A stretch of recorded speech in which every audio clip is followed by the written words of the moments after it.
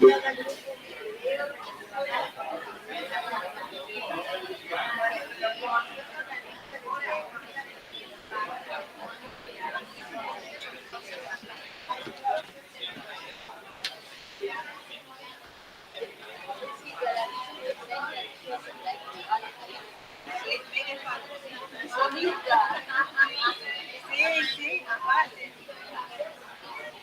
gracias, Laura, por todo.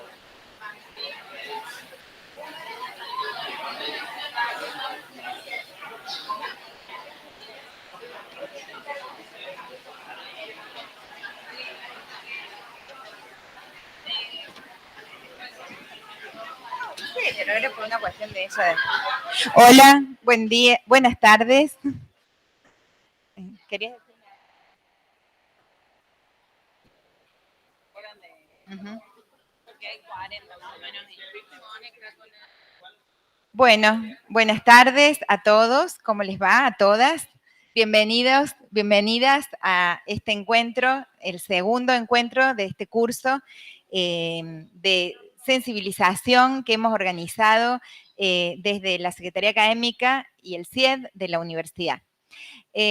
Aquí, como ustedes verán, está el profesor Pedro Figueroa, que nos acompaña desde Río Tercero. Hoy él no podía estar aquí presente, pero bueno, está presente con presencialidad remota. Y Ceci Martínez, que, bueno, muchos de ustedes ya la conocen, es la profesora que va a estar más a cargo de la coordinación del encuentro de hoy. Este es el último encuentro que hemos organizado de este curso. Es un curso muy cortito. Tuvo unas actividades intermedias para que ustedes pudieran explorar algunas herramientas. Hemos trabajado con la producción de ustedes y hemos organizado este segundo encuentro en base un poco a lo que ustedes pudieron hacer en estos 15 días.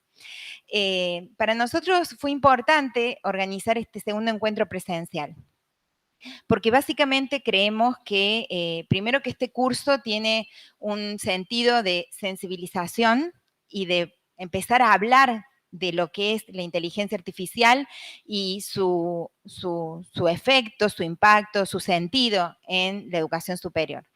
Y nos parecía en ese sentido que hacer un encuentro presencial le pone una cuota de humanidad a la posibilidad del diálogo. Así que hemos pensado, hemos organizado este encuentro para que algo de eso suceda. Por supuesto que nos iremos posiblemente con más preguntas que respuestas, pero con la expectativa de que esta sea una primera actividad y que nos permita seguir trabajando durante el año 2024 con estos temas, ¿no? Así que bueno, muchas gracias a todos los que han hecho el esfuerzo de venir, porque sabemos que es un esfuerzo, es una decisión, y bueno, así que muchas gracias por acompañarnos. Muchas gracias a Pedro y a Ceci por sumarse a esta invitación que se les hizo desde Secretaría Académica. Y bueno, tenemos una organización con un primer momento de trabajo quizás más expositivo, pero luego está pensado un espacio donde puedan producir ustedes. Así que bueno, ahora la dejamos a Ceci, a Pedro, perdón. Bueno. Pedro, estás muteado, veo acá. Acá estoy. ¿Qué tal? Buenas tardes, ¿cómo va? Muy bien. Bueno, lo primero que vamos a hacer es recuperar la tarea que tenían que hacer y Pedro va a presentarles un resumen al estilo de Pedro. Yo después les presento el mío más, sin tanta inteligencia artificial. A ver.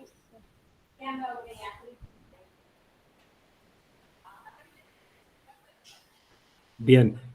Ceci, vos me vas diciendo si comenzamos y... Dame 2 segundos que estamos viendo favor. si se pueden apagar unas luces para verte un poco mejor. ¿Acá? Sí. Ah, no, mira si se apaga todo. No, lo dejo así. No. Bueno, dale, Pedro, nomás. Bueno, arrancamos. Simplemente para hacer un anclaje entre la jornada anterior y esta, agradeciendo nuevamente la posibilidad de poder compartir, pidiéndoles disculpas del caso por no poder estar allí. Es muy fin de año para todos y todas, así que espero que se comprenda desde ese lado. Y también agradecido por la coordinación y la posibilidad de aprender, de intercambiar junto a Cecilia y a Gabriela. La verdad que ha sido un proceso y un recorrido muy, muy enriquecedor, muy interesante, muy valioso, y uno obviamente va construyendo y va aprendiendo desde ahí. Entonces, simplemente en este primer momento, la intención es, en este puente que hacíamos entre una jornada y esta, intentar utilizar algunas herramientas de inteligencia artificial con este sentido de más allá de hacerle una pregunta, es decir, usarla como un buscador avanzado, más allá de pedirle la elaboración de algo, que lo vamos a hacer también en algún momentito, es, bueno, tenemos nosotros evidencias de lo que fueron entregando ustedes como actividades, y particularmente en la actividad 2, que era un cuestionario que iba preguntando sensaciones, percepciones, experiencias, aportes, y al haber más de 100 respuestas, sin duda que requiere un análisis muy minucioso, que de hecho Ceci es lo que ha hecho particularmente, pero nos parecía interesante poner a consideración en vivo y en tiempo real, con todo lo que eso implica, conexión de internet mediante también, algún análisis de esas respuestas para después también dar el puntapié al análisis más complejo y más profundo de esas cuestiones, pero también buscando cómo nosotros poder utilizar las distintas herramientas que podemos llegar a tener en nuestra tarea, herramientas basadas en inteligencia artificial. Así que voy a empezar a compartir, si les parece, y voy a usar 3 o 4 herramientas, depende un poco del tiempo. Vamos a empezar por ChatGPT. Lo que hicimos para esta actividad es, la actividad nos permite descargar un archivo Excel. Ese archivo Excel tiene todas las respuestas de cada una de las preguntas. Ya lo vamos a usar como archivo, pero es interesante el análisis que podemos ir haciendo a medida que vamos avanzando con lo que vamos viendo como datos. Por ejemplo, como primera cuestión, le podemos preguntar, a ver, espérenme un segundo, que resuma, si se acuerdan, las primeras cuestiones que les pedíamos era la unidad académica, el cargo docente y el área de especialización. Y reitero que no hay un análisis previo. Yo tengo el archivo y lo que van a ver ahora es lo que va a analizar.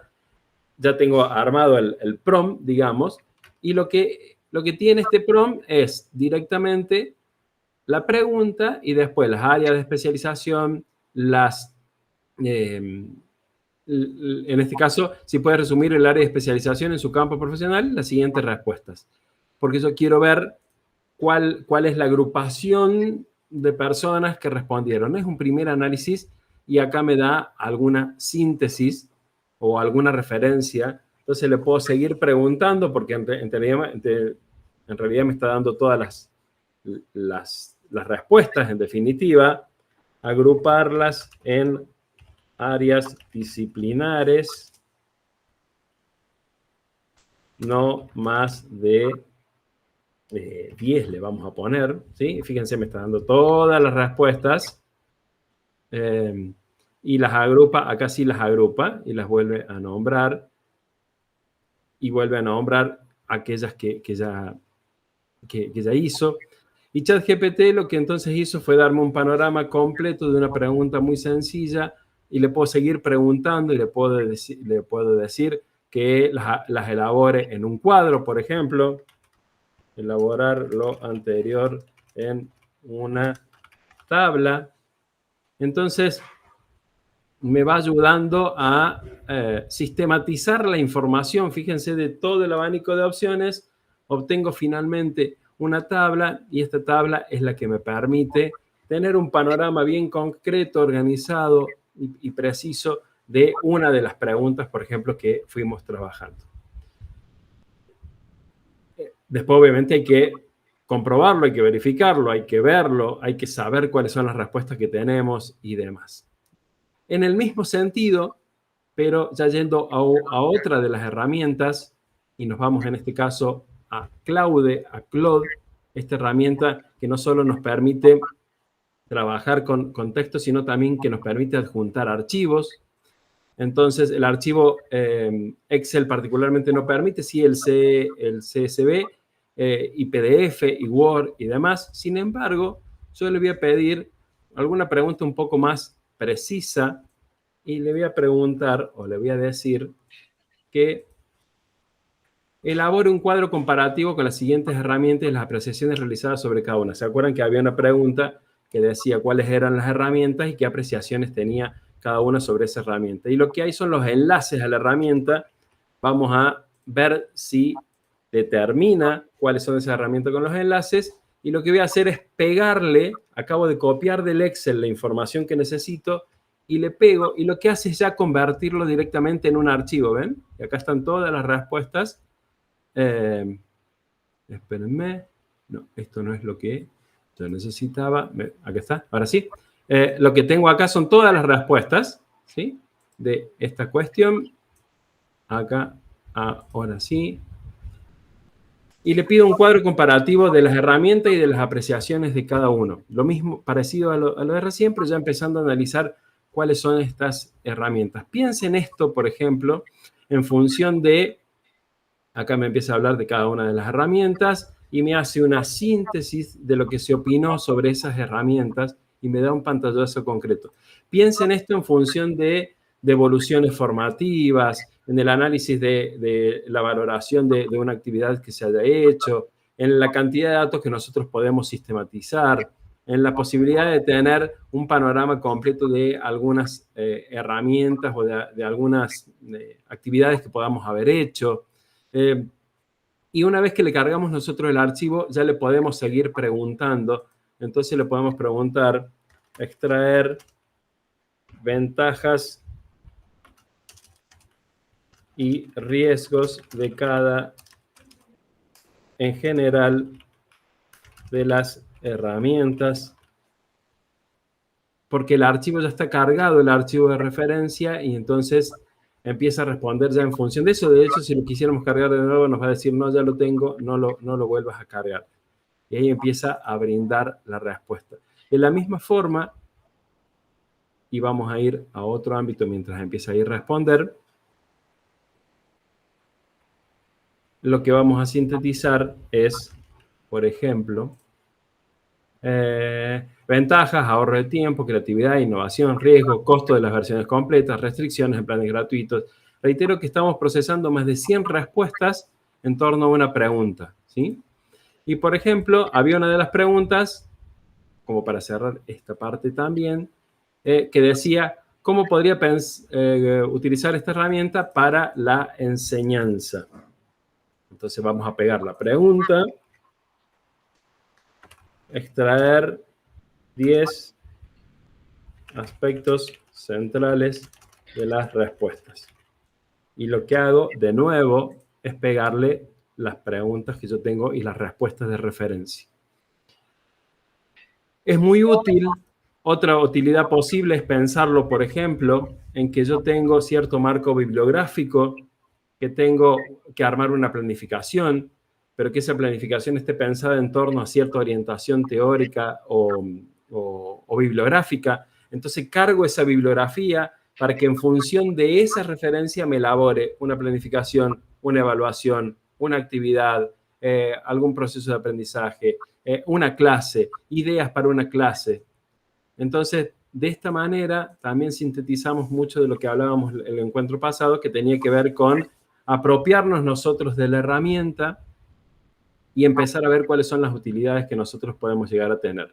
10 aspectos centrales: generar contenidos de enseñanza, práctica de habilidades blandas, retroalimentación inmediata, adaptación de contenidos, ahorro de tiempo, acceso rápido a información, fomento del pensamiento crítico, traducción de textos, generación de materiales y complemento de las explicaciones del docente.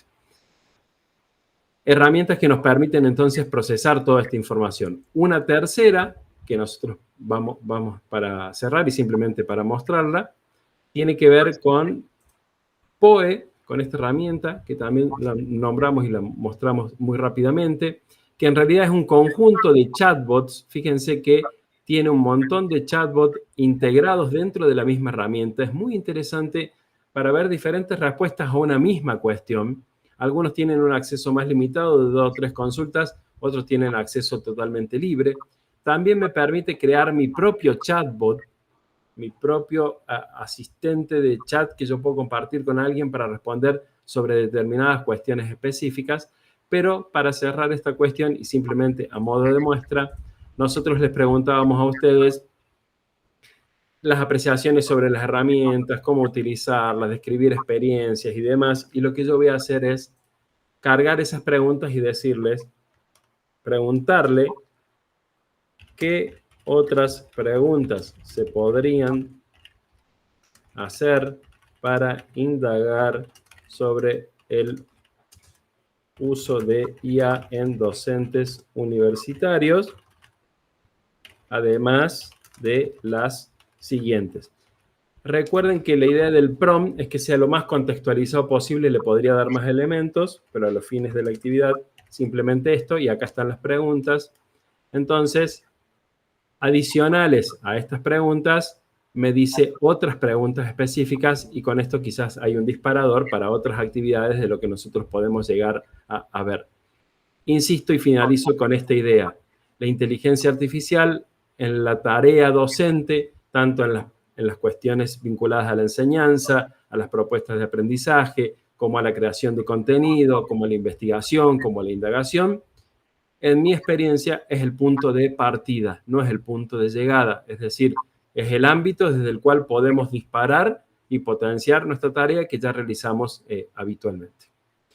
De esta manera, la intención era robarles unos primeros minutos, muchas gracias Ceci, Gabriela, como para poner en evidencia estas posibilidades de indagación y de trabajar con distintas herramientas en función de lo que ya teníamos recopilado, que en este caso eran actividades que las habíamos propuesto.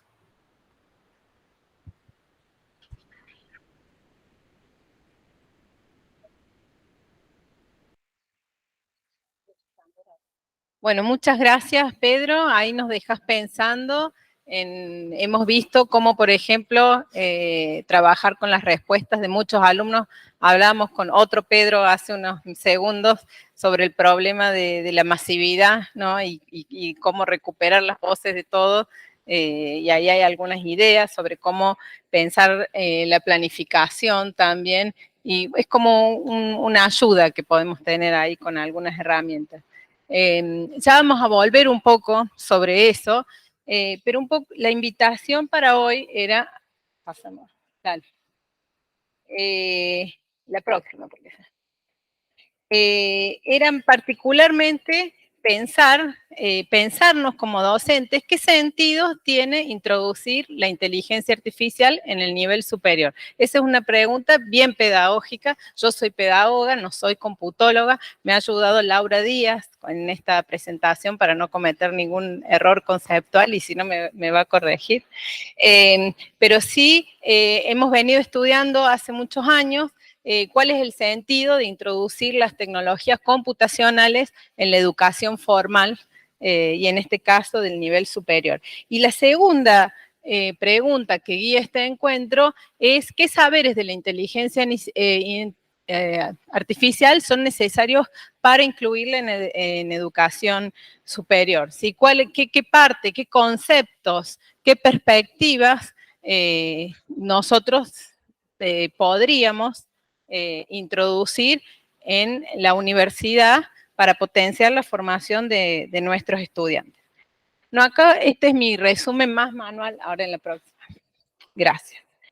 Recuperando un poco de sus relatos en las respuestas, así como lo que hizo Pedro, pero yo lo hice un poco más manual porque eran pocas. Yo también he trabajado con sistemas de análisis automatizados, pero mi fuerte es la investigación cualitativa y 100 y pico de respuestas no es mucho para alguien que hace, sí hemos procesado más automáticamente 3.000 respuestas de docentes abiertas, ¿no?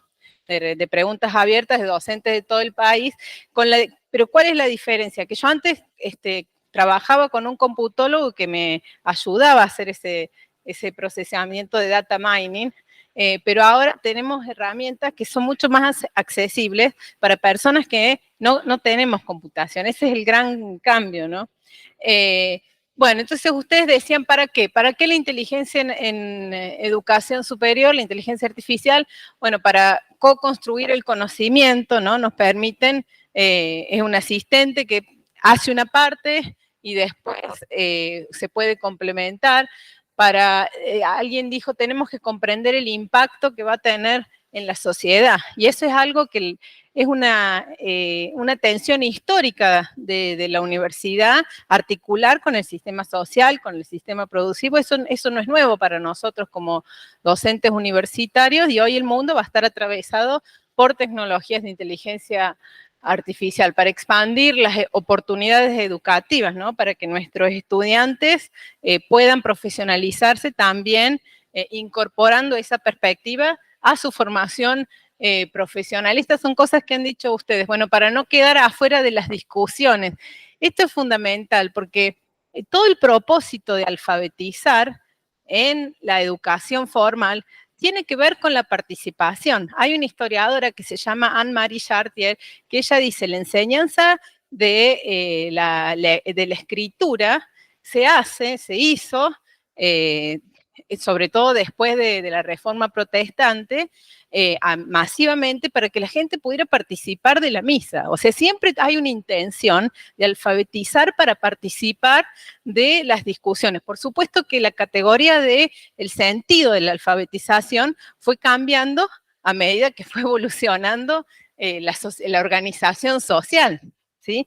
Entonces, bueno, es una buena premisa esa, ¿no? Para no quedar afuera de las discusiones y qué significa eso en este momento. Bueno, para acceder a nuevos saberes y conocimientos, ya vamos a ver cómo la inteligencia artificial, dicen algunos, nos permite acceder a información que es humanamente imposible acceder para nosotros, ¿no? Y en ese sentido, una expansión de la mente, van a decir algunos. Bueno, y para estar actualizado. ¿Cuáles son los principios? Ahora, lo que yo hice también es incorporar un poco sus relatos con lo que viene diciendo la bibliografía sobre para qué incluir la inteligencia artificial en la educación superior. Una premisa es la inclusión educativa, ¿no? En el sentido de achicar la brecha digital del conocimiento digital. Nosotros recibimos estudiantes con lo que llamamos distintos capitales digitales de origen. Y una función de la universidad, por lo menos, es achicar esa distancia, ¿no? De los chicos y chicas que no tuvieron en sus escuelas, en sus contextos sociales, oportunidades de acceder a saberes digitales, puedan en la universidad aprender un poco de eso, sobre todo en la perspectiva de los derechos. Nosotros pensamos que la formación en saberes digitales, hola Agus, es un derecho en el sentido de que es un bien público que debe ser distribuido democráticamente. ¿Para qué? Para la participación ciudadana, ¿sí? Para la comprensión del mundo en que vivimos y también hablamos siempre mucho de los procesos de internacionalización de la educación y esto significa poder entender cómo en otros países se está produciendo conocimiento para no quedar tampoco afuera de esas discusiones.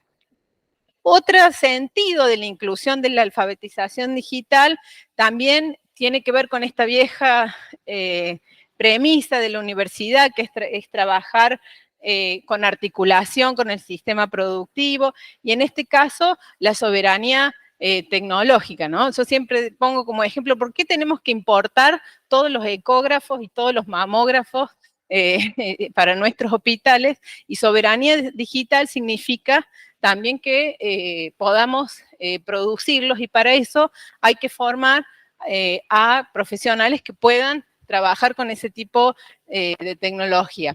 Y finalmente, el tema de la calidad educativa. Generalmente se analiza con el principal indicador de la calidad educativa es la terminalidad, ¿está bien?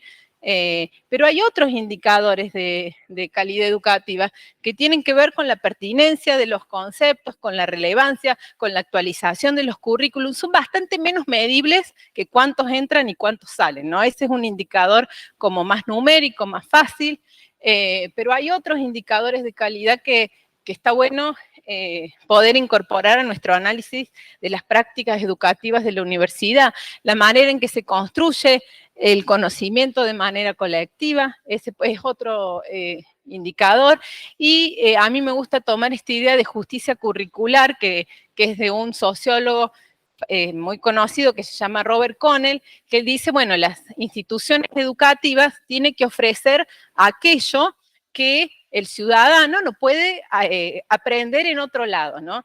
Y siempre tomo este ejemplo. Una vez hicimos un estudio con una alumna mía en escuelas técnicas de programación, que enseñaban programación, y los chicos tienen una pasantía en el 7º año, y volvían de las pasantías muy enojados porque decían que la escuela no les había enseñado los conceptos que la industria demandaba, que estaban desactualizados, y se habían sentido como un poco estafados por la escuela. Entonces un día un pibe, le estábamos haciendo una entrevista, y me dice, yo no tengo problema, porque yo esto lo aprendo en el grupo de la iglesia, tenían un grupo de robótica y no sé qué, o lo aprendo con mi tío. Dice, pero a mí me preocupa Juan, porque lo que Juan no aprende en la escuela o en la universidad, no lo aprende en ningún lado, ¿no?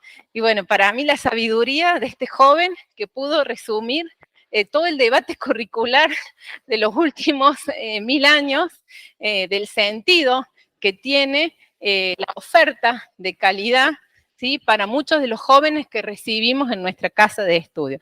Entonces, ese es el sentido de la justicia curricular, ¿no? De ofrecerles a nuestros estudiantes saberes que no van a acceder en otros ámbitos, ¿sí? Y eso nos lleva a pensar en conceptos fundamentales quizás y no en prácticas de uso, porque las prácticas de uso se acceden quizás en otros ámbitos, pero no la perspectiva ética, las discusiones más reflexivas de sesgos y demás. Pasamos, dale. En relación a las tareas, voy chequeando la hora porque tenemos todo cronometrado.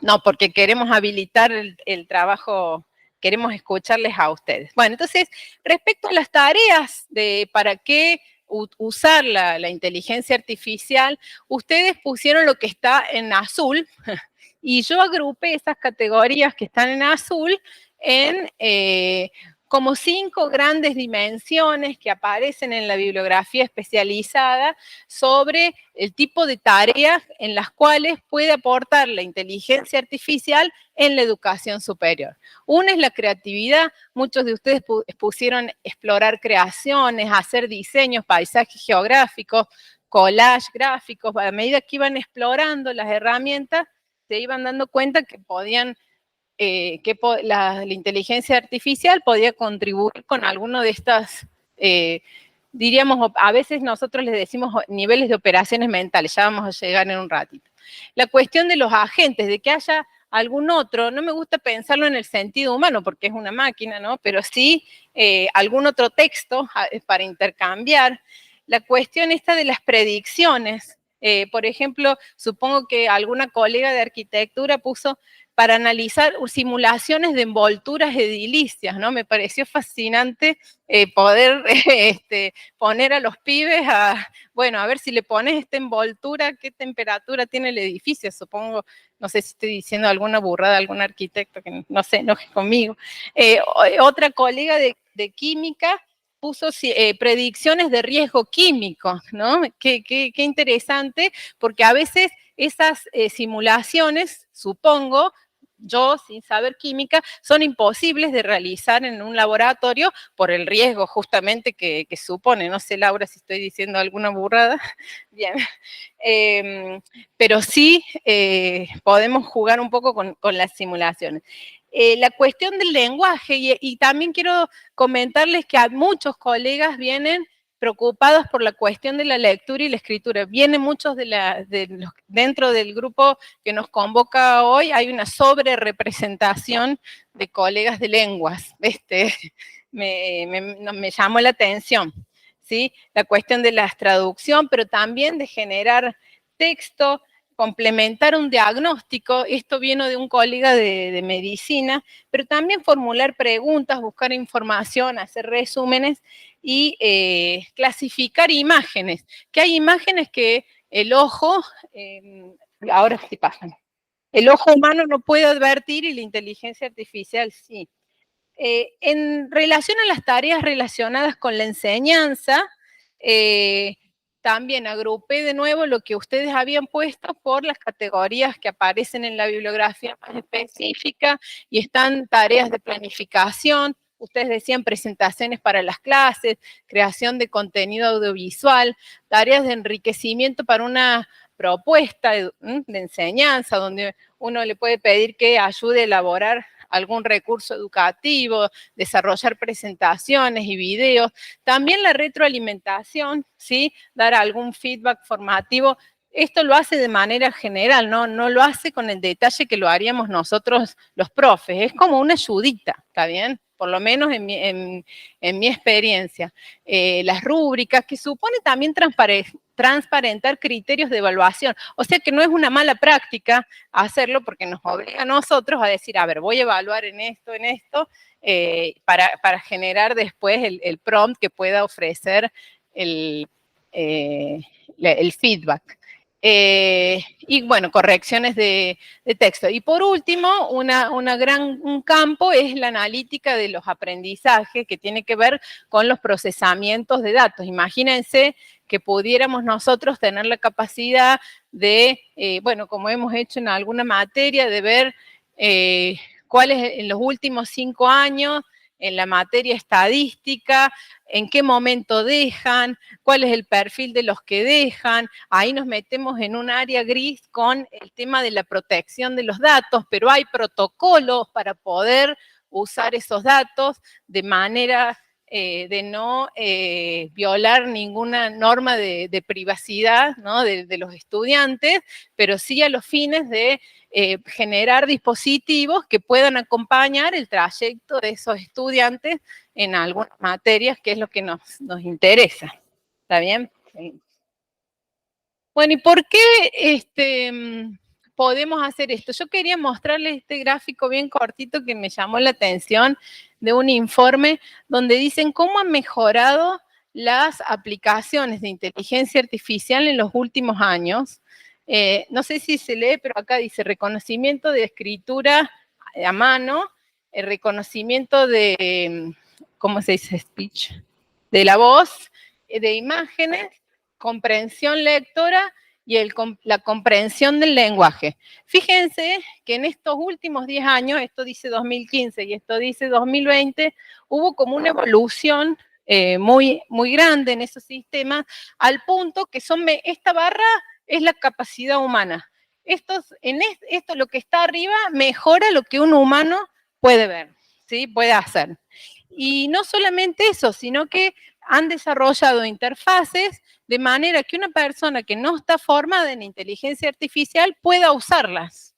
Entonces, ese es un cambio fundamental que en términos técnicos, que nos obliga a nosotros, los docentes, a por lo menos pensar cómo nos van a seguir atravesando estas tecnologías. Entonces, para resumir, ¿para qué puede la inteligencia artificial contribuir en la educación superior? La bibliografía parece indicar estas grandes 4 áreas, ¿no? En el área de la gestión, seguimiento de los estudiantes, de las trayectorias, en el área de enseñanza, evaluaciones, feedback, predicciones para abordar la masividad, en el área del aprendizaje con los tutoriales, chatbots como el ChatGPT, que va ofreciendo información a partir de preguntas, con tutoriales adaptados al propio ritmo y pensamiento del alumno, que tiene sus riesgos, ya vamos a ver. Y también en el área de ampliar la cognición, de hacer tareas que son humanamente imposibles, pero nos ayudan a comprender un fenómeno, un problema, que en definitiva es lo que nosotros enseñamos en la universidad, a comprender en profundidad un problema, ¿está bien? Pero todas estas áreas, ahí pasamos, Gaby. Gracias. En todo este tipo de tareas, digamos, subyace un enfoque de aprendizaje, ¿sí? Que es distinto para cada situación. Y en eso me gustaría que nos detengamos un minuto.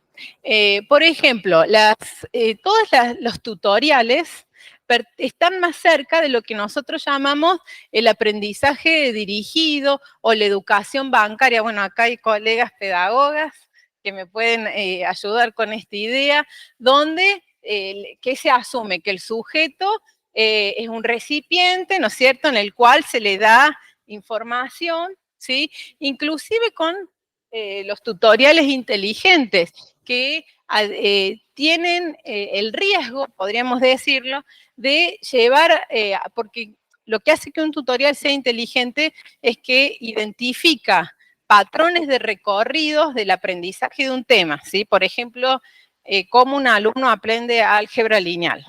Entonces, bueno, va identificando que hay 3 modelos de aprendices, el tipo A, B y C.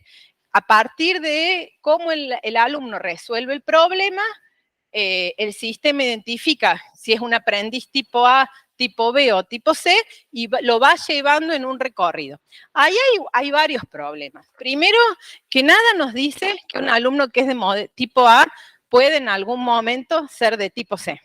El segundo problema es que tampoco le da oportunidad de llevarlo a ese modelo, a otros pensamientos que llamamos divergentes, ¿no?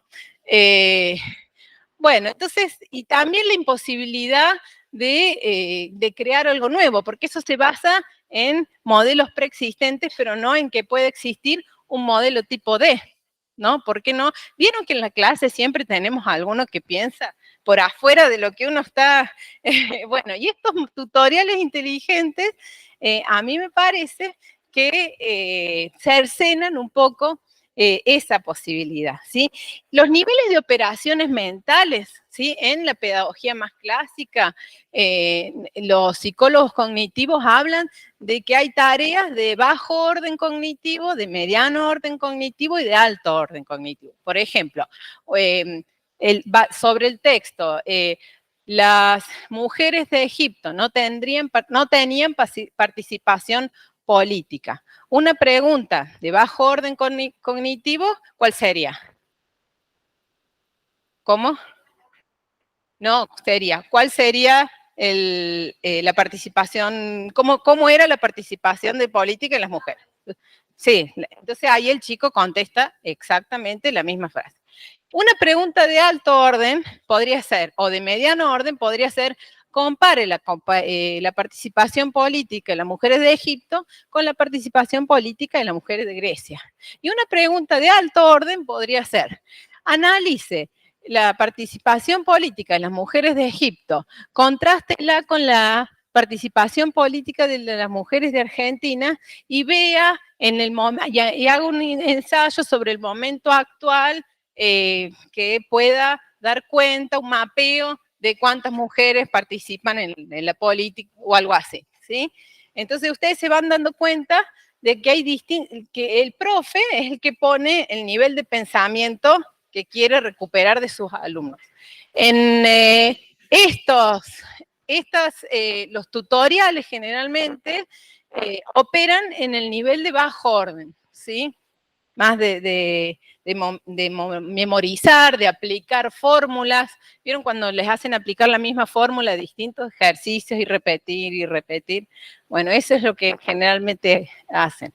Pero también hay otros modelos que se basan en esta idea de aprendizaje más colaborado, que es en el enfoque sociocultural. Seguramente ustedes hayan estudiado a Vygotsky. ¿Quién no estudió a Vygotsky? Bueno, se basan desde esas teorías, ¿no? De que el aprendizaje es situado, de que ocurre sobre todo, y esto es algo que los psicólogos cognitivos nos vienen diciendo hace muchos años, que es social, que el aprendizaje, yo siempre les digo a mis alumnos, el aprendizaje es con otros o no es, ¿no?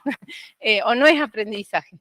Y ahí es donde aparecen todos estos tutoriales más dialogados, todos los chatbots de preguntas y respuestas, también ambientes de exploración, ¿sí? donde los estudiantes pueden hacer pruebas y errores, ¿no? Pero hay una interacción entre la máquina y lo que el alumno ofrece, y esa interacción es más abierta, no te va llevando por un solo camino, ¿sí? Entonces hay algunos que dicen, bueno, eso sería aprender sobre inteligencia artificial, porque implica también entender los límites, ¿sí? Qué cosas no puede hacer, y también tomar decisiones sobre los procesos, ¿no? Cuando una respuesta te va diciendo una metodología, bueno, uno tiene que evaluar si ese proceso es correcto, lo alteraría, en fin. Entonces ya hay una participación como mucho más activa del estudiante. También uno podría orientarlo para focalizar en los procesos, ¿no? No solamente si copió o no copió del chat de GPT, sino, bueno, qué cosas pudo construir. Si uno, podríamos pensar o asumir que todos nuestros alumnos usaron algún modelo de inteligencia artificial o no, pero de resumen automatizado, ¿está bien? Cuando corregimos los exámenes, uno puede empezar con esa premisa y entonces pedirles a los alumnos que reflexionen sobre qué otras cosas hubieran podido hacer, ¿sí? Cuáles son los límites que tuvo esa producción, sobre la base de qué datos lo construyó, qué otros datos podría buscar para ampliar o para ponerle en tensión a esa construcción, y eso, bueno, requiere revisarlos antes. Bueno, como ponente socrático, dicen, para analizar dilemas y argumentaciones. También, esto es algo que muchos alumnos me han dicho que es interesante, que es acompañar en el proceso de estudio cuando no está la profe y tengo una pregunta y le puedo ir preguntando y tengo algo que me responde a las 2 de la mañana cuando ya no tengo ni mi compañero ni mi profe, pero tengo esa duda ahí radical, y codiseñar algunas tareas. Finalmente, ahora sí, el último modelo de aprendizaje, digamos, que vamos a presentar hoy es el de co-construcción del conocimiento. Y ahí hay algunas categorías, ahí lo veo a Agustín Berti, por ahí meto la pata porque es bien de los filósofos esta reflexión, pero sí hablan los filósofos de la inteligencia aumentada, de temas como la cognición extendida, que tiene que ver, bueno, la inteligencia aumentada está más relacionada con la capacidad de tener sensores. Por ejemplo, hay formaciones para los astronautas o ingenieros donde tienen muchos más sensores computarizados de los que tendrían manualmente, ¿no? Entonces eso les permite entender la atmósfera, la máquina, lo que sea, de una manera mucho más precisa que humanamente no podríamos recolectar ese dato. Y lo mismo en la cognición extendida, el caso más particular, el teléfono. O sea, en el teléfono tenemos otra memoria aparte con la agenda, con el calendario, con, bueno, todos los libros, todas las cosas que bajamos en esta mente extendida, ¿no? Que nos ayuda a hacer un montón de operaciones cotidianas. Entonces, esto sería, dicen, aprender con la inteligencia artificial, entender cómo funcionan para hacer preguntas que permitan ampliar la cognición. Esta es una categoría de Guillermo Cimari, que es un computólogo, y dice, bueno, la computación es una tecnología disruptiva del mismo modo que fue la escritura, dice, porque lo que hace es ampliar, es acceder, nos permite acceder a datos que son humanamente imposibles, ¿no? Y entonces por eso, dice él, se tiene que enseñar en la escuela, y eso debe ser la variable determinante si un saber entra o no en la escuela, debe ser si nos amplía o no nuestra capacidad de entender un fenómeno. Y bueno, con ese criterio sí entraría.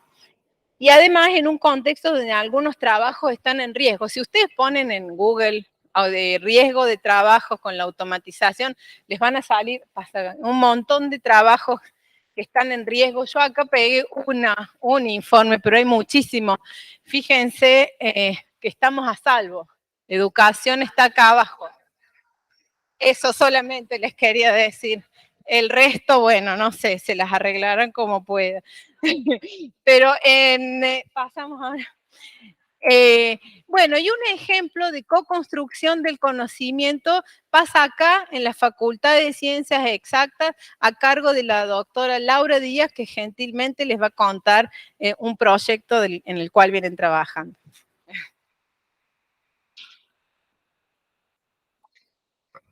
Hola, bueno, no, breve. Nosotros estamos trabajando en varias líneas de educación e inteligencia artificial desde el 2009, 2010. Trabajamos en un asistente de toma de decisiones basados en datos de Moodle y de Ciudad Guaraní, inclusive datos de esta casa de Ciudad Guaraní. Y bueno, y después también tratamos, o sea, trabajamos con eso de los modelos mentales, pero sabes que hay una oportunidad de incluir otros modelos mentales que se adapte y o sea que el motor, digamos, inteligente detecte automáticamente nuevos modelos y los, o sea, que incorpore a los A, B y C predichos, digamos, iniciales. Y esto a lo que se refiere, Ceci, supongo que es el proyecto actual nuestro, que es lengua de señas, para incluir, digamos, que a las personas sordas, para facilitar, digamos, que el diálogo, ¿no es cierto?, o sea, que entre las personas sordas y, digamos, y el resto de la comunidad. Nada más que eso, Ceci. No, pero no, te voy a decir un poco más. Lo que me contaste vos el otro día que me pareció fascinante. Primero que tienen un equipo interdisciplinario con psicólogos, asistentes sociales, abogados, o sea, no son solamente ingenieros. Colaboran con gente de Colombia y no me acuerdo qué otro país. 2 universidades, en este proyecto de intérprete de lenguaje de señas para sordos, o sea, que usa la tecnología de inteligencia artificial, y lo que hace este proyecto es que una persona que es sorda pueda ir a cualquier lugar y el sistema recupera la voz de... Sí, sí. O sea, de imágenes, de videitos, de lengua de señas, que no sé si, o sea, si conocen algo del tema, pero cada región tiene su propia forma de, o sea, que estructurar, o sea, que se llama glosa. Entonces, en América Latina creo que hay como 13 formas diferentes. Nosotros tenemos acá, en Argentina, digamos que un diccionario bastante bueno de lengua de señas, uno de los mejores del mundo, uno de los 3 mejores del mundo, Estados Unidos, Alemania y el nuestro. O sea que realmente es toda una oportunidad estratégica. Pero la Confederación, o sea que Argentina de Sordos como que se muestra un poco reticente porque siente esto del reemplazo o sea, vamos en la máquina y es totalmente lógico.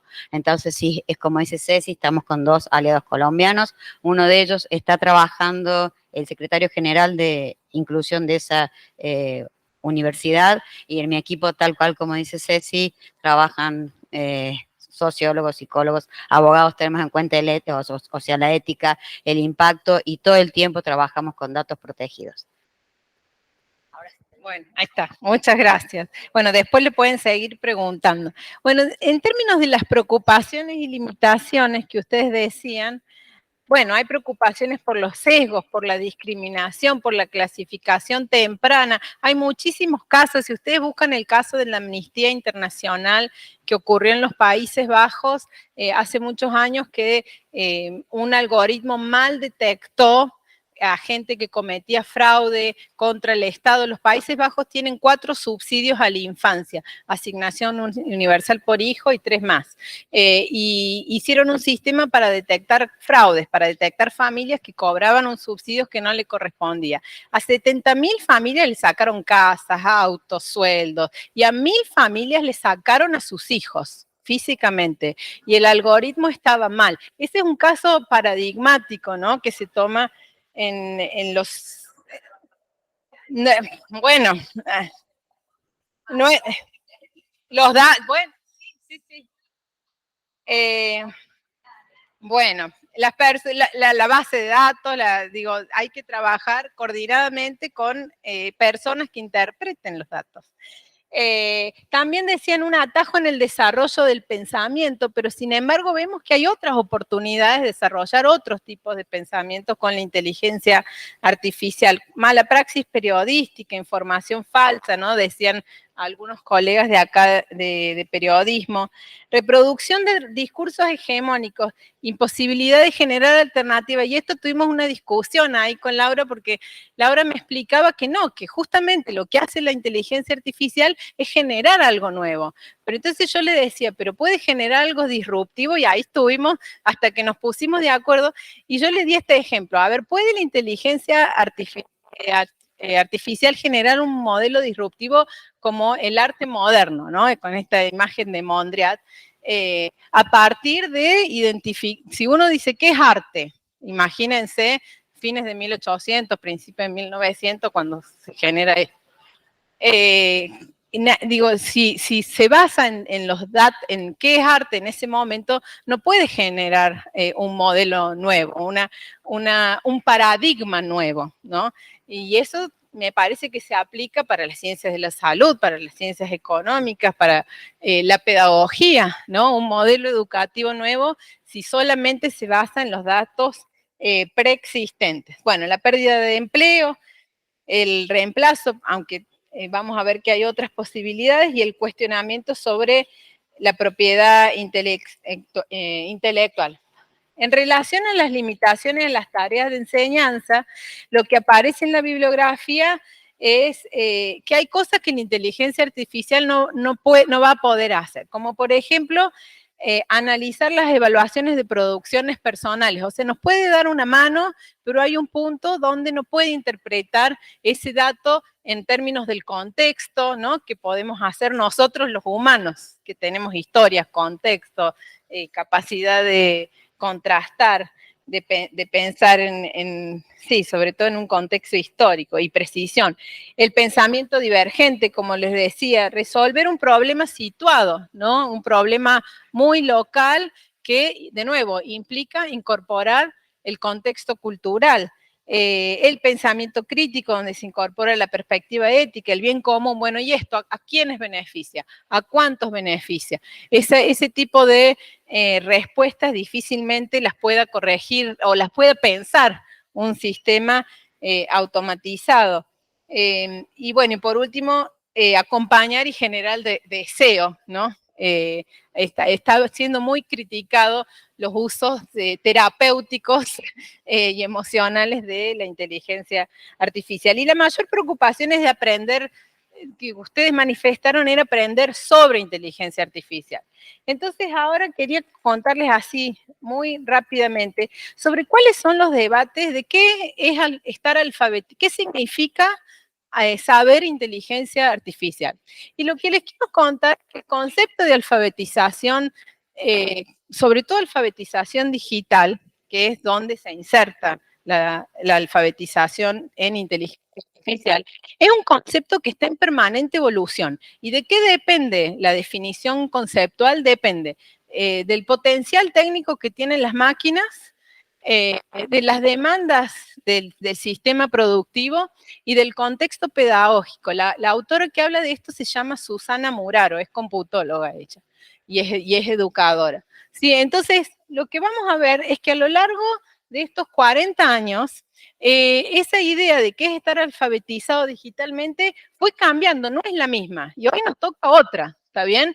Entonces, a principios de los 80 eran, bueno, la cuestión de los cálculos, se forman los institutos de cálculos, y el rol de la computación era resolverle los problemas a los físicos, a los matemáticos, era una herramienta, nunca estuvo pensada como una disciplina en sí misma. ¿Cómo ingresan a la universidad? Ingresan a través de los institutos de cálculos, algunos se acordarán, pasamos.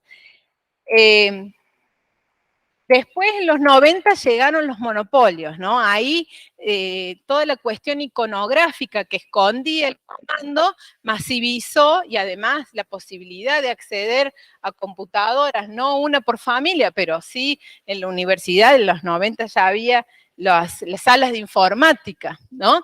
Entonces, eso nos permitió generar mucha más masividad, pero también las prácticas que se priorizaron son las prácticas hegemónicas de computación. Nunca estuvo, por ejemplo, en debate las prácticas de la comunidad de software libre que ya existía en estos momentos, ¿sí? Entonces eso hay que tener también en cuenta cómo fue ingresando en el sistema universitario. Dale. Y bueno, que se enseñaban Word, Excel, inclusive en las cátedras de informática de la universidad, totalmente desacoplado de lo que eran las carreras, ¿no? En sí. Después llegó Internet, dale.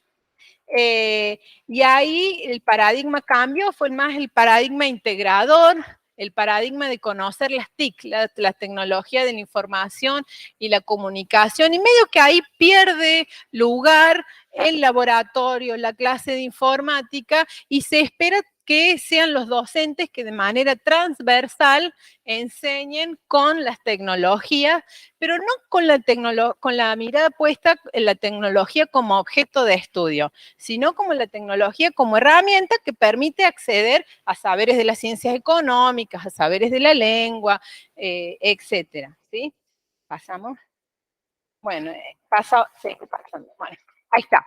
Pero hubo un concepto que nos hizo muy mal en el campo pedagógico, que fue el concepto de nativos digitales, que a mí me enoja mucho personalmente, porque la categoría de nativos digitales asume que la persona nace, por solo hecho de haber nacido, tiene un cúmulo de saberes, y las investigaciones muestran que no es así. No existe el nativo digital, existen las brechas digitales. Existen personas que por su posición en el campo social acceden o no acceden a distintos saberes de computación, y ese es nuestro trabajo en la universidad, ¿no? Asegurarnos de que todos puedan acceder, ¿sí? Y las brechas se dan en distintos orden. Brecha de primer orden, equipamiento; brecha de segundo orden, uso; brecha de tercer orden, comprender cómo funciona la tecnología pasa para producir a través de ella. Miren, este es un test que se hace internacionalmente sobre los niveles de alfabetización digital. El 45% de los jóvenes, más o menos de 15 años, pueden usar, ¿sí?, aplicaciones, pero solamente el 3% puede entender cómo funciona una computadora y pensar cómo una computadora puede automatizar o incorporar la perspectiva computacional a la comprensión de un problema, ¿sí? Y esa es la brecha que nosotros decimos computacional. Bueno, esta la vamos a pasar. Esta simplemente es un estudio que muestra cómo la digitalización, un estudio que hizo Raúl Katz, tiene correlación con un montón de indicadores de calidad de vida, ¿sí?, de innovación, de transparencia política y de participación política. Digo, ¿por qué introducir estos saberes? Dale, Gaby. Ahí está. Bueno, ¿qué nos pasó? ¿Cómo llegamos a esta situación de tener estas brechas digitales tan profundas, inclusive brechas de género? Bueno, que alfabetización digital fue igual a usar tecnologías, que enseñar a programar fue una cosa segregada, dicen algunos autores, ¿no? Para algunas personas y de prácticas hegemónicas, solamente desde el campo de la computación, y de ahí pasamos a un modelo que se viene hablando desde el año 2000, que es el modelo de pensamiento computacional, donde ya no es más pensar nociones algorítmicas abstractas, ni solamente usar tecnología, sino pensar problemas, en mi caso socioeducativos, porque yo soy pedagoga, y cómo la tecnología puede hacer un aporte. Sí, pasa. Bueno, entonces, otra más, a ver. No, antes. Ahí está. Y y desde este lugar también, después del modelo del pensamiento computacional, lo que venimos hablando ahora es del paradigma de la participación computacional, que va del lado de la pedagogía hacker, van a decir algunos pedagogos, que dice no solo crear un código para resolver problemas, sino que sea un problema social, ¿no? No solo usar las herramientas, sino pensar cómo las comunidades de software libre, de usuarios, usan distintas herramientas y producen distintas herramientas y tener un diálogo con esa comunidad. O sea, pasar de producir solo a producir colectivamente, y para eso hay grandes repositorios de códigos de los cuales uno podría acceder y apropiarse si supiéramos leer y escribir código, ¿no? Y de eso se trata la alfabetización digital. Bueno, voy rapidito porque ya nos estamos pasando. Bueno, otra más. Ahí está. Entonces, en estos últimos 3 años hubo varias propuestas de taxonomías en el sentido de cuáles son los saberes de inteligencia artificial entonces con los cuales deberíamos formar a nuestros docentes y a nuestros estudiantes para estar alfabetizados en inteligencia artificial. ¿Está bien? Y más o menos la bibliografía agrupa todo en estas 4 dimensiones. Conocer y comprender conceptos fundamentales del área de la inteligencia artificial, generalmente van por el lado de datos, bases de datos, manejo de datos, también aprendizaje automático, que son conceptos, dice, que perduran en el tiempo, desacoplados de una tecnología específica, conceptos que en los últimos 20 años no han cambiado o han mostrado su potencia, ¿está bien? Otra dimensión es que deberíamos saber usar y aplicar estos conceptos en diferentes contextos y situaciones problemáticas. Otra dimensión, deberíamos poder evaluar y crear, como hace el equipo de Laura, artefactos donde interviene la inteligencia artificial, independientemente que seamos computólogos o no. Yo como pedagoga tengo que tener conocimientos mínimos que me permitan al computólogo hacerle una pregunta. Ese es lo que se espera en el trabajo más integrado con la tecnología digital, y es lo que hace Laura con su equipo interdisciplinario. O sea, no es que ahora soy médico y tengo que formar a un médico que sepa programar, no, que sepa hacer una pregunta a un computólogo. Y por último, valorar éticamente, como decíamos, de los sesgos, la discriminación. Ahí está. Y esto tiene derivaciones en cómo organizamos la enseñanza también. Entonces, ¿cuáles son los principales enfoques? Por un lado está la transversalidad. Todos los profes universitarios tienen que incorporar en su enseñanza tecnologías de inteligencia artificial. Esto es poco práctico desde mi punto de vista porque supone masivizar, digamos, la formación que tiene un costo. La otra mirada es la extracurricular, ¿no? Se ponen seminarios optativos de inteligencia artificial en la universidad, donde van chicos y chicas de distintas carreras. Estas son cosas que se vienen probando en distintas universidades, de lo que yo vengo leyendo. Y también la otra opción es tener un espacio curricular propio dentro de una carrera, como era la materia de informática, pero con saberes más actualizados que dialoguen con los problemas del área de conocimiento. Ahí está. Bueno, entonces, ¿para qué incluir la inteligencia artificial en la UNC? De eso vamos a conversar ahora, ¿no? Pero con estas 4 premisas. Primero, que las decisiones curriculares, o sea, si es transversal, si es una materia extra, si es optativa, no es una decisión independientemente de la intencionalidad con la cual nosotros introducimos la tecnología en la universidad. Si nosotros tenemos como premisa cerrar la brecha digital de origen, por ejemplo, bueno, hay que pensar si tiene que ser para todos o para algunos, ¿no?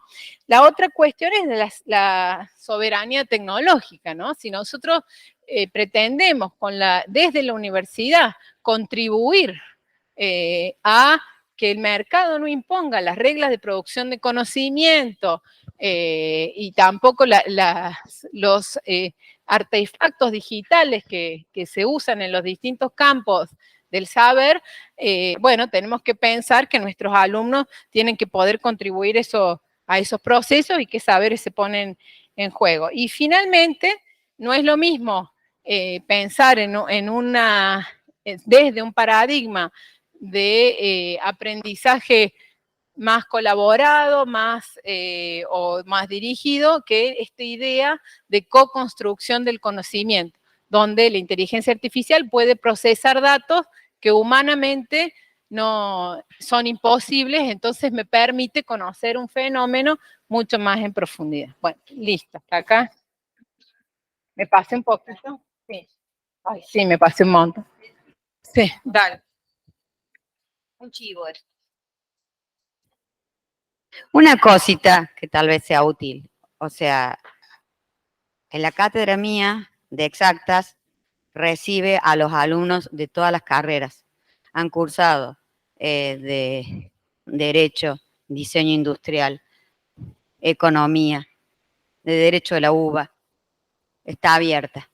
Cuando ella decía los alumnos, los estudiantes vocacionales.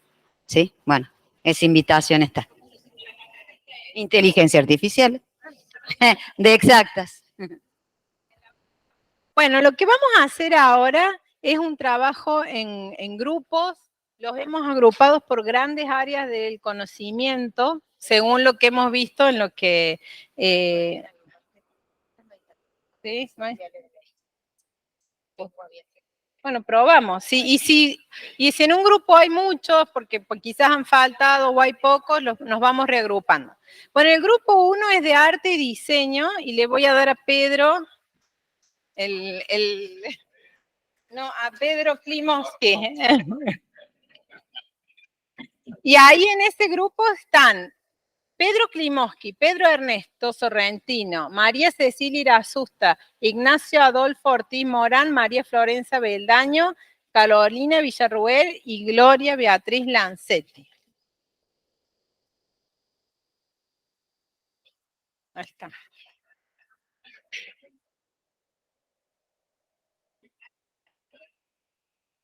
Ahí Dale. Una cuestión organizativa. Ustedes van a ver que por ahí están pegados los números de los grupos. Como tenemos muy poco tiempo, la idea es que se agrupen de acuerdo al número, ¿sí? Pueden trabajar adentro del aula y si les gusta el calor, pueden salir a tomar un poquito de calor. Está el bar, o sea, hay muchos lugares para que puedan tratar de escucharse en el intercambio, ¿no? Entonces, están agrupados por áreas disciplinares, excepto algunas áreas que había bastantes personas que no sabemos si están presentes. En el caso de medicina hay 2 grupos, de salud, perdón, hay 2 grupos. En el caso de ciencias sociales hay 2 grupos, en el caso de lengua hay 3 grupos. Y los demás, me parece que hay un grupo por área. Entonces ahora les vamos a leer los números. Bueno, entonces el grupo un grupo de sociales, está acá Verónica, es de María Eugenia Luna Rocha, Gabriela Elizabeth Ferrino, Verónica Plaza, Manuel Arias y Agustín Berti y Andrés Damiani. ¿Le das la consigna? Listo. Otro grupo de medicina, acá no los conozco. Susana Slavi, Marcela Quiñones, Milagros Agüero, Romina Blasco, Ana Laura Lagnarini, Rosa Arevalo y Cecilia Soria. ¿Ninguno? Ahí está. Acá hay...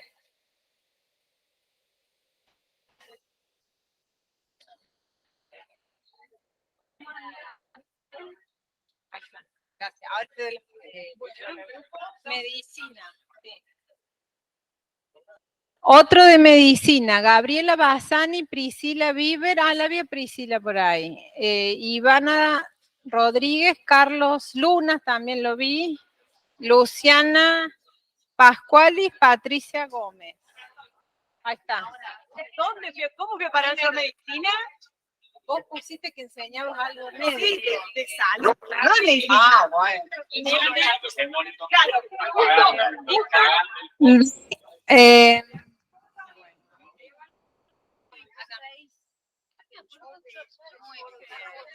Otro de sociales. El uno de medicina. Dos de sociales. Esteban Flores, Eliana Barberi, Marcela Aide Benavides, Marcela Pacheco, que la vi allá, Silvina Martiel, Giselle Natali. No conozco a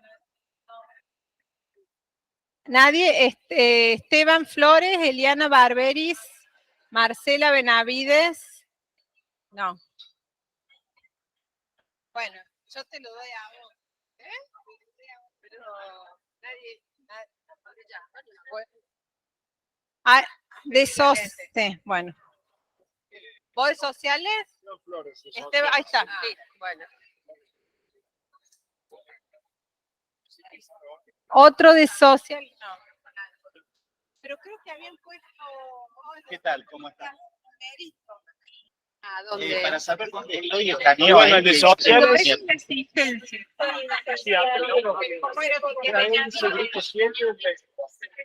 Bueno, vamos a buscar esa. En lengua. No estoy en ningún grupo y ya probé varias veces escanear el código bueno, todavía no terminé con eso. ¿Y dónde me ubico entonces? Ay, espera que Bueno. Sociales, Lucrecia Boslaiman, Hernán Renichensko, Sergio Obeide, Gastón Peralta, Cecilia Ferrero y Mercedes Arrieta. Ah, Mercedes estaba por ahí.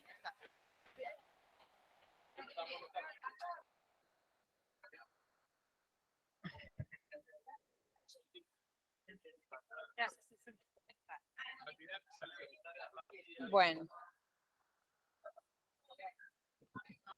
¿Integrar un grupo de medicina? Sí. Pero no me tocó ayer el grupo que Bueno, a ver. Otro de medicina. Había una profe que me preguntaba. Susana Slavi. Ah, no, este ya lo nombré. Sí. Nosotros hicimos la distribución de grupos con la gente que había cumplido con tiempo y forma hasta el 24. Los que hicieron después no están incluidos en los grupos, pero es lo de menos. Se tienen que sumar a los grupos de sus áreas disciplinares. Entonces, las áreas disciplinares son...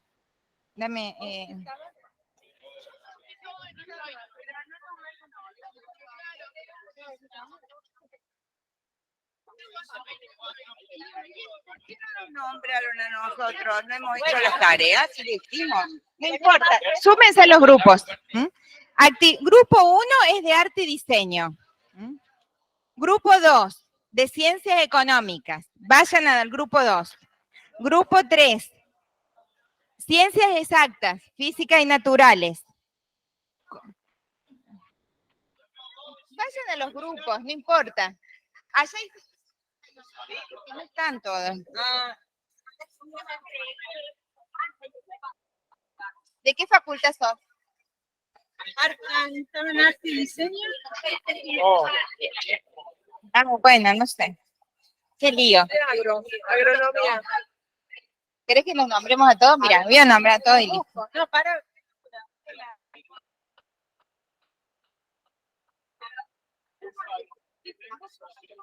Bueno, vamos de nuevo. Grupo 1. Klimovsky, Pedro Sorrentino, María y Cecilia Irusta, Ignacio Adolfo Ortiz Morán, Florencia Abeldaño, Villarruel, Lancetti. Si no hay gente de arquitectura que no está nombrada, va al grupo 1, ¿sí? 2. Grupo 2. Pablo Francisco Gulli, Ariel Rubio, Leila Andalie, Estela Maris Molina, Norma Beatriz Bertoldi, María Daniela Paredes, Constanza Moreno Lascano, Marcelo López, Diego Resónico. Todos son ciencias económicas, grupo 2. Grupo 3. Claudia es de ciencias exactas, grupo 3. Claudia Branco, Ignacio Naún González Segura, Cecilia Beatriz Díaz, Soledad Bazán, Alejandra del Valle Atencio, Juan Cruz Bigliani, Sandra Rodríguez Reartes, Luis Eduardo Balancino. Si hay alguien de ciencias exactas y no está en este grupo, puede estar en este otro. Verónica Soledad Beltramino, Jessica Paola Quinteros. Acá están todas las ciencias naturales. Entonces está agronomía, ciencias exactas, biología. Disculpa, mandaros a algún lado si sabemos. Sí. Exacto, por ejemplo. Al lado que no nos conocemos. Ciencias exactas es el grupo 4. Busquen el número que está por acá, el grupo 4. Se agrupan ahí y se van a donde quieran. El grupo, Celeste, ¿dónde pusiste el grupo 4?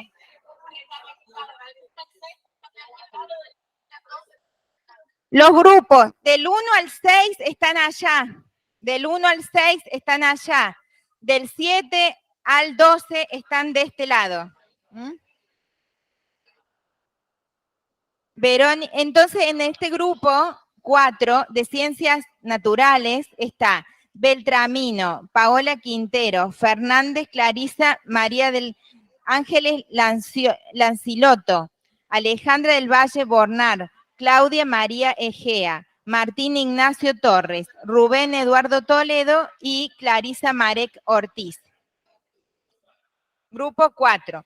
Grupo 5 es de lenguas.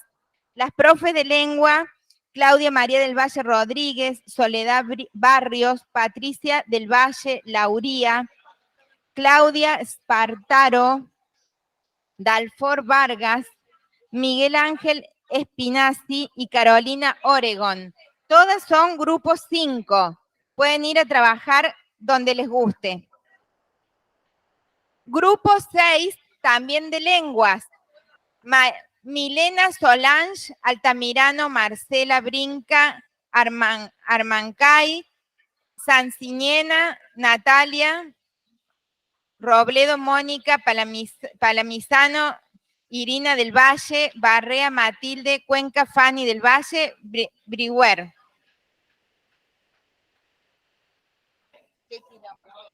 No funcionó. Sí. Tenemos que chupar nada más que se agrupara. Grupo 7. Grupo 7. No te nombre. No te nombre también. Sí, no me quedaron.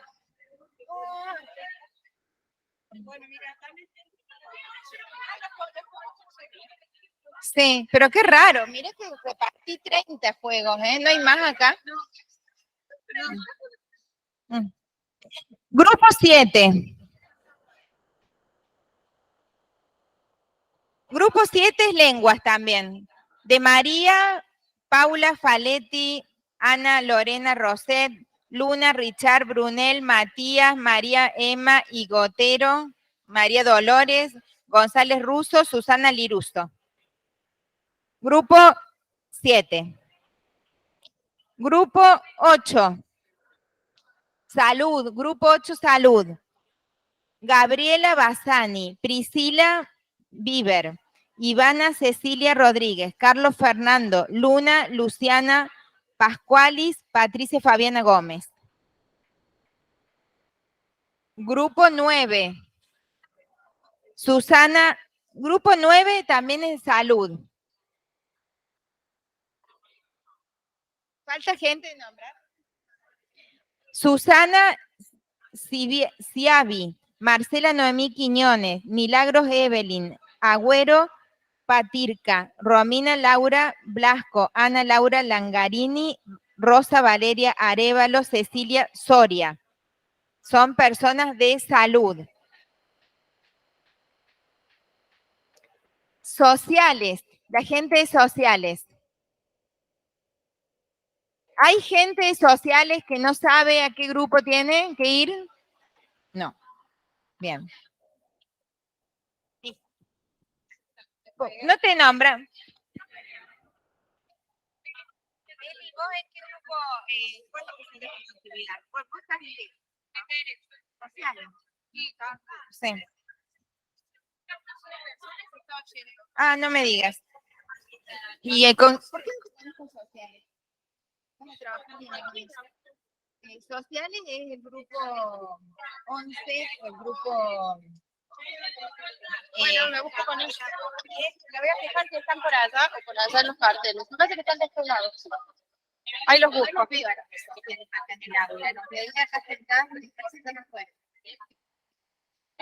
No sé. Bueno, ahí voy a examinar a ver. Ahí voy a examinar a ver.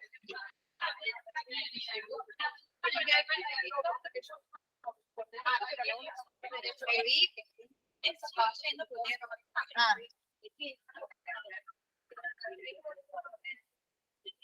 Mira, allá están. Ah, bueno.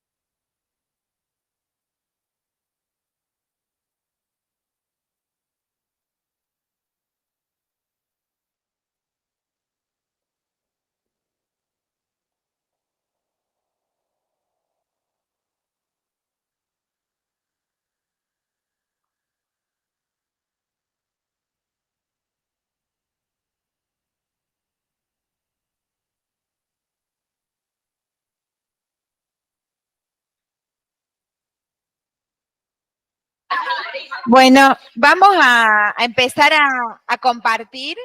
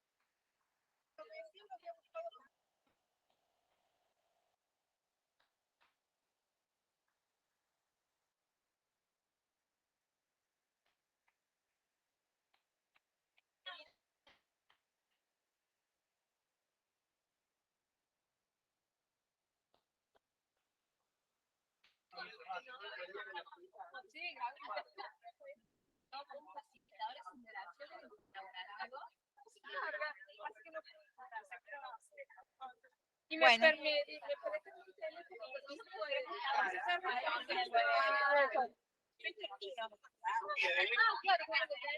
No. Espera. Pedile a ese.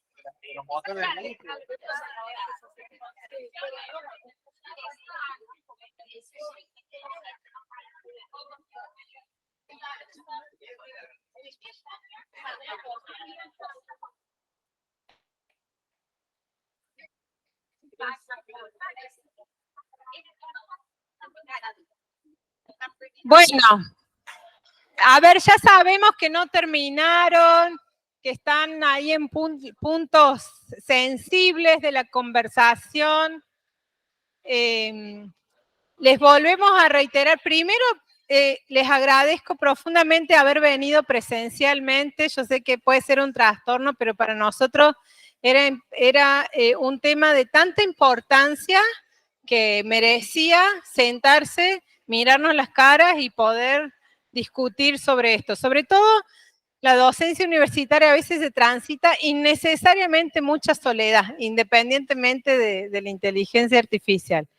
Y segundo, que entiendo que la Secretaría de Asuntos Académicos tiene planes en un futuro de llevar a acciones mucho más sistemáticas y ordenadas para introducir estos temas en los distintos espacios, pero la secretaria quería, bueno, generar algunas conversaciones más generales en torno a este tema que este año ha sido, ha estado en la agenda.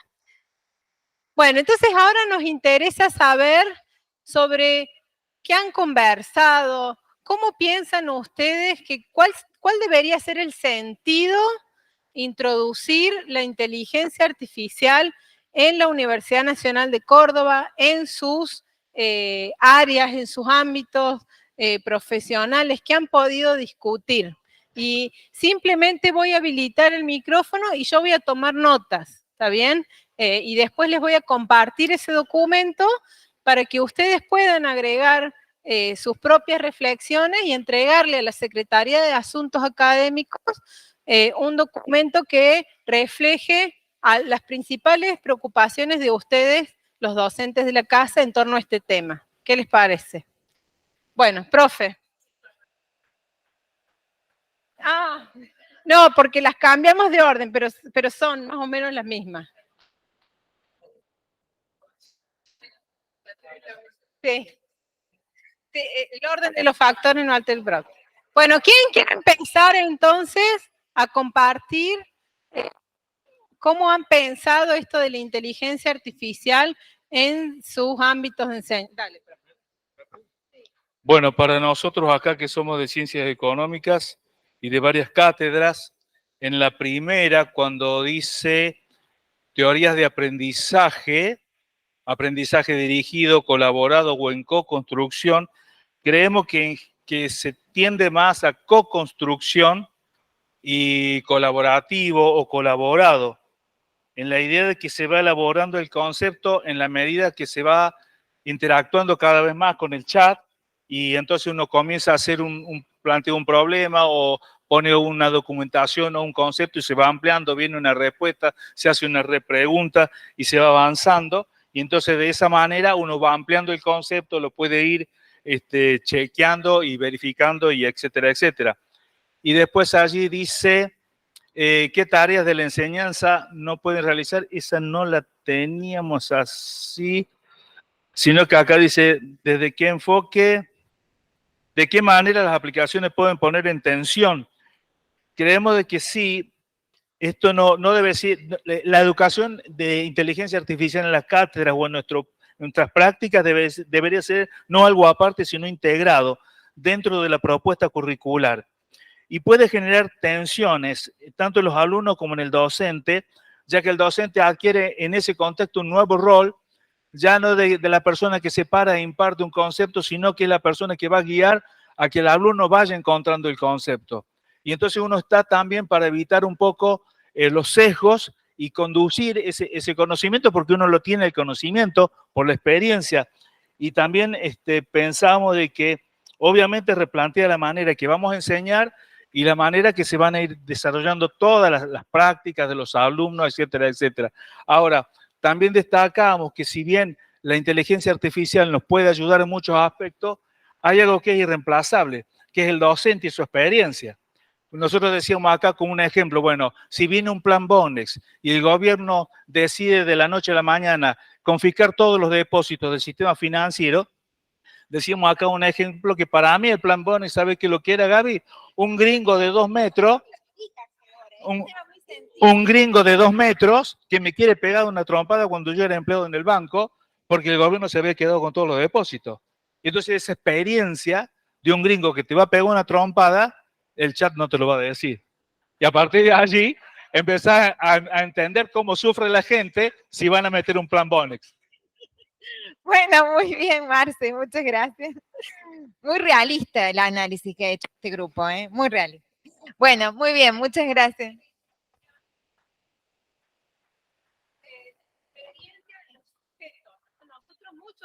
Mucho de nuestro campo profesional tiene que ver, por ejemplo, nosotros con la Gaby pensamos mucho sobre las experiencias de los estudiantes que transitan y que les va mal, ¿no? Bueno, cómo lo viven.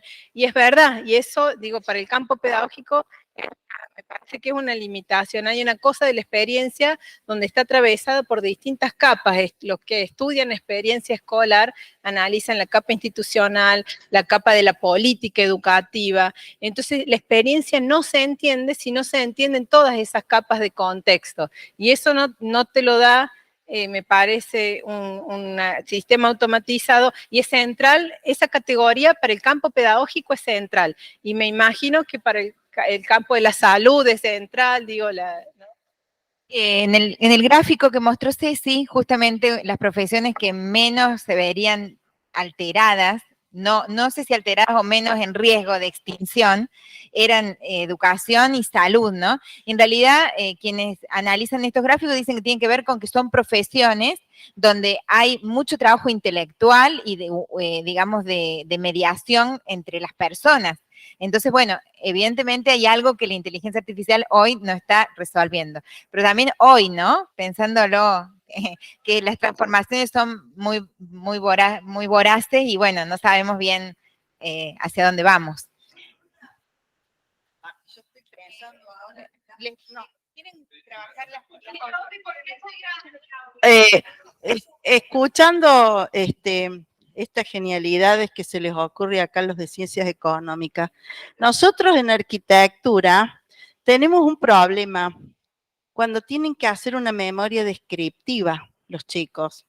Yo sabía tomar una evaluación que les hacía hacer un formateo de un texto, les hacía escribir a ellos, describe el aula. Lo dejé de hacer porque escribían tan horrible. Y por ahí pienso que ahora vieron, hay muchísimas aplicaciones que se generan por voz. Y se van a olvidar de escribir los chicos, porque ya no saben escribir. Ese es mi miedo. No saben expresarse verbalmente, porque no saben defender una tesis a veces. Y es peligroso eso, ¿no? Eso sí me preocupa. En el tema de, no sé qué pensará la gente de lenguas, ¿no? Muy interesante, mira, yo las logré escuchar. El profe de lengua, de la Facultad de Lengua.